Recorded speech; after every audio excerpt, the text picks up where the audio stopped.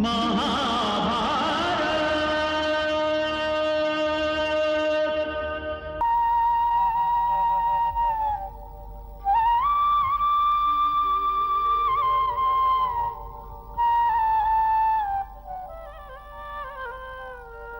शकुंतला पुत्र।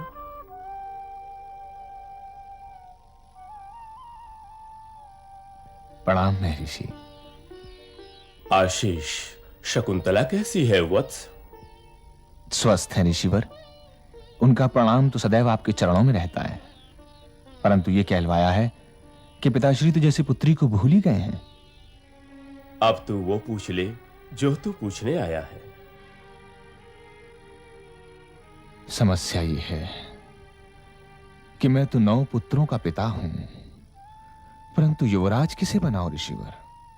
इस प्रश्न का तात्पर्य है कि पृथ्वी पर विजय पाने वाले भारत ने अभी तक स्वयं पर विजय नहीं पाई, और यदि तुम स्वयं पर विजय नहीं पाओगे तो न्याय भी नहीं कर सकोगे। इसलिए जाओ, स्वयं पर विजय पाओ, तुम्हें अपने प्रश्न का उत्तर मिल जाएगा। मेरा आशीर्वाद तुम्हारे साथ है।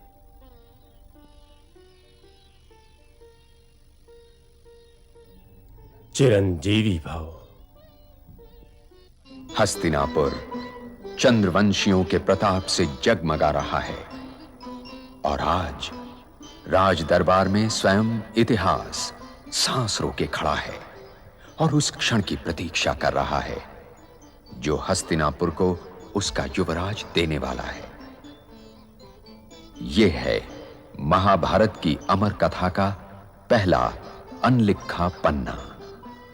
सावधान! सावधान!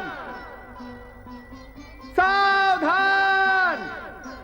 धर्म संरक्षा, प्रजापालक, न्यायमूर्ति, हस्तिनापुर नरेश, चक्रवर्ती महाराज भरत पधार रहे हैं।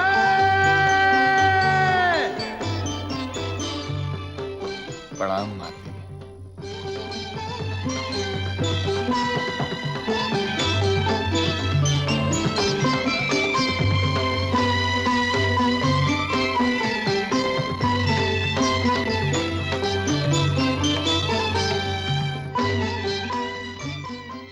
महामंत्री,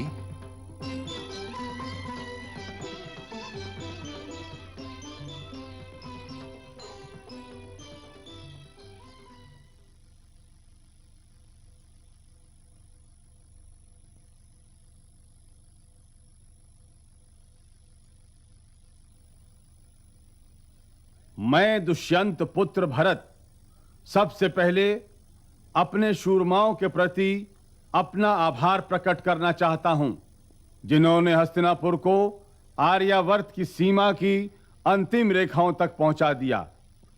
और मैं आभारी हूं हस्तिनापुर की प्रजा का, जिसने अपने आशीर्वाद के साथ साथ मुझे अपने सपूत दिए, जिनमें से कुछ हमारे साथ लौट नहीं पाए। मैं उनके माता पिता को कोटि कोटि प्रणाम करता हूं, और आज इस राज सिंहासन से यह घोषणा करता हूं कि कोई राजा अपने देश और अपने देश के जन समुदाय से बड़ा नहीं होता। राजा के केवल 3 कर्तव्य होते हैं: देश और जन समुदाय को न्याय देना, उनकी रक्षा करना, और किसी ऐसे व्यक्ति को युवराज नियुक्त करना जो देश और प्रजा को न्याय भी दे सके और उनकी रक्षा भी कर सके। मुझे खेद है कि मैं अपने किसी पुत्र में यह गुण नहीं पाता।